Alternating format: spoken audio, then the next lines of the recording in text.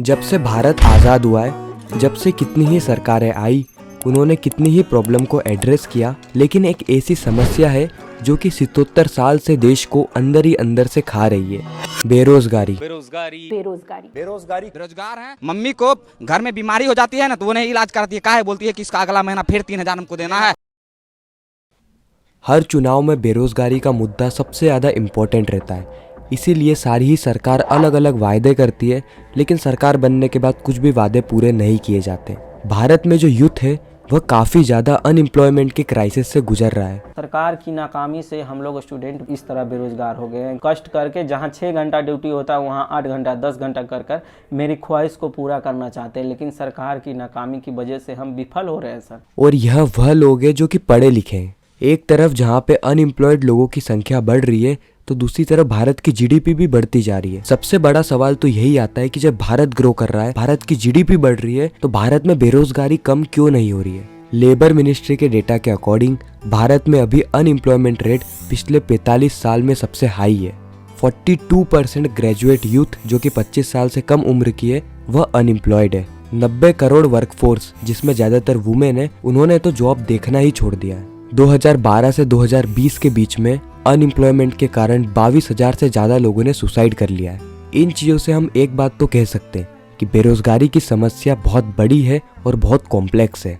आज की इस वीडियो में हम भारत में बेरोजगारी की समस्या को गहराई से जानेंगे, साथ ही इसके सॉल्यूशन के बारे में भी बात करेंगे। भारत जो कि एक कृषि प्रधान देश है, आज भी भारत की अच्छी खासी पॉपुलेशन एग्रीकल्चर सेक्टर में काम करती है। लेकिन अगर हम इनकम की बात करें तो एक एग्रीकल्चर हाउस होल्ड की इनकम होती है 10,000 रुपये। यह इनकम पर पर्सन नहीं है, पर हाउस होल्ड है। और हम सभी जानते हैं कि एक ही खेती बाड़ी में उसका पूरा परिवार काम करता है। जहाँ पे एक जने को काम करना चाहिए, वहाँ पे 6-6, 7-7 जने काम कर रहे होते हैं, जिससे कि यह इनकम बढ़ती नहीं है बल्कि और ज्यादा डिवाइड हो जाती है। और किसान जिन्हें अन्नदाता कहा जाता है, उनमें से कुछ लोग तो खुद अन्न के लिए तरसते हैं। इसको सॉल्व करने का सिर्फ एक ही तरीका था कि एग्रीकल्चर सेक्टर से लोगों को शिफ्ट किया जाए मैन्युफैक्चरिंग और सर्विस सेक्टर में। और भारत इसमें बहुत हद तक कामयाब भी रहा, लेकिन ज्यादातर लोग मैन्युफैक्चरिंग में जाने की जगह सर्विस सेक्टर में चले गए, और सर्विस सेक्टर सबसे बड़ा एम्प्लॉयमेंट का जरिया बना। अब दुनिया में जितने भी विकसित देश हैं, उन्होंने मैन्युफैक्चरिंग पे बहुत फोकस किया है। वहाँ की ज्यादातर जनता मैन्युफैक्चरिंग में काम करती है, फॉर एग्जाम्पल चाइना। लेकिन इंडिया में जो बाहर की कंपनियां हैं जो कि खुद मैन्युफैक्चर करती है, खुद का प्रोडक्ट बनाती है, हमारे यहाँ के लोग उनको सर्विसेज देते हैं। अब प्रॉब्लम जब आती है कि जब इन कंपनी का प्रॉफिट कम होने लगता है, तब ये धड़ाके से लोगों को फायर कर देते हैं। कोविड के समय से हम देख रहे हैं कि इंडिया में जो स्टार्टअप बूम आया था, उसने कई सारी जॉब्स क्रिएट करी थी, लेकिन अभी के टाइम पे 35,000 से ज़्यादा जॉब्स को इंडियन स्टार्टअप्स ने कट आउट कर दिया है। इसी वजह के कारण गवर्नमेंट जॉब के लिए हाई कंपटीशन रहता है। गवर्नमेंट जॉब में आपको जॉब सिक्योरिटी मिलती है। यही वजह है कि लोग 8-8, 10-10 साल तक सिर्फ और सिर्फ गवर्नमेंट जॉब की तैयारी करते हैं। उत्तर प्रदेश में कुछ पियून की जॉब के लिए करीब 93,000 कैंडिडेट ने अप्लाई किया था, जिनमें से 4,000 के आसपास लोग तो वह थे जिन्होंने PhD कर रखा है। और यह सिर्फ एक केस नहीं है, भारत में ग्रुप D की गवर्नमेंट जॉब के लिए हजारों हाई डिग्री लोग भी अप्लाई करते हैं। लेकिन सरकार के लिए तो पकोड़े तलना भी एम्प्लॉयमेंट है। रोजगार को लेकर, नौकरियों को लेकर जो राजनीति हो रही है, जिसमें पकोड़ा भी शामिल हो गया है। आपके GTV स्टूडियो के बाहर कोई पकोड़े बेचता है और शाम को 200 रुपया कमा करके घर जाता है, उस व्यक्ति को आप रोजगार मानोगे कि नहीं मानोगे? अब देखो, बात यहाँ पे छोटे काम या बड़े काम की नहीं है। सरकार को जहाँ पे बेरोजगारी कम करनी चाहिए, नई नई जॉब्स क्रिएट करनी चाहिए, वहाँ पे सरकार जो एग्जिस्टिंग जॉब है उसको ही फिल नहीं कर रही है। कई बार जब एग्जाम कराई भी जाती है तो पेपर लीक के कारण उस एग्जाम को टाल दिया जाता है। और यह पेपर लीक का मामला तो बहुत ही अलग है। अब इसके ऊपर तो एक कंप्लीट वीडियो बन सकता है। और एक और फैक्टर आ जाता है एम्प्लॉयमेंट क्वालिटी का। अगर किसी ग्रेजुएट को चपरासी की जॉब मिल रही है, तो फिर यह तो वेस्ट ऑफ ह्यूमन रिसोर्स हो गया ना, क्योंकि जिसने अपनी पढ़ाई में इतनी मेहनत करी, अपनी स्किल को डेवलप किया है, वो जब चपरासी की नौकरी करेगा तो वहाँ पे क्या ही अपनी स्किल लगा पाएगा। तो अब कुछ लोगों का ऐसा कहना होगा कि उसके अंदर स्किल ही नहीं होगी जब भी वो ऐसी जॉब कर रहा है, तो ऐसा नहीं है।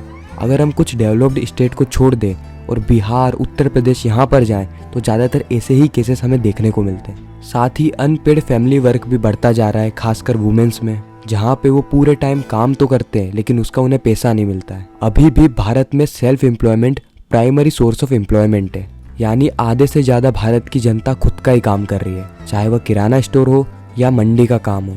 भारत को उन देशों में गिना जाने लगा है जहां पर वुमेन का पार्टिसिपेशन लेबर फोर्स में सबसे कम है और वुमेन पॉपुलेशन भारत में 47 से 48% में आती है। हम सभी चाहते हैं कि पूरा भारत ग्रो करे, ना कि कुछ बिलियनर्स देश को आगे बढ़ाते रहें। भारत की जीडीपी 3 ट्रिलियन से 10 ट्रिलियन भी हो जाती है, लेकिन अगर पैसा सिर्फ बिलियनर्स के पास ही रहता है तो इससे भारत देश का विकास नहीं हो पाएगा। अगर हम असलियत में भारत का विकास चाहते हैं तो हर युवा को उसकी डिजर्विंग नौकरी मिलनी चाहिए और यह काम सरकार का है। अब यहाँ पे एक और कारण निकलता हुआ आता है और वो है टेक्नोलॉजी। हम सभी जानते हैं कि एआई किस तरीके से आगे बढ़ता जा रहा है। रोबोटिक्स एआई भी अब हकीकत बनता जा रहा है। इस फ्यूचर को हम नज़रअंदाज नहीं कर सकते, ना ही इसे इग्नोर कर सकते हैं। हमें इस टेक्नोलॉजी के साथ रहना और जीना सीखना होगा। तो अब हम बात कर लेते हैं सॉल्यूशन की कि सरकार कर क्या सकती है। सबसे पहले तो जॉब को क्रिएट कर सकती है। हालांकि सरकार यह सब कर रही है, लेकिन इसे और तेजी से करना चाहिए। साथ ही एम्प्लॉयमेंट की क्वालिटी को इम्प्रूव करना चाहिए। अगर कोई हायर स्टडीज करता है तो उसके लिए उस क्वालिटी की जॉब अवेलेबल होनी चाहिए, नहीं तो वह उस देश में जाने की कोशिश करेगा जहाँ पे उसकी स्किल की डिमांड हो।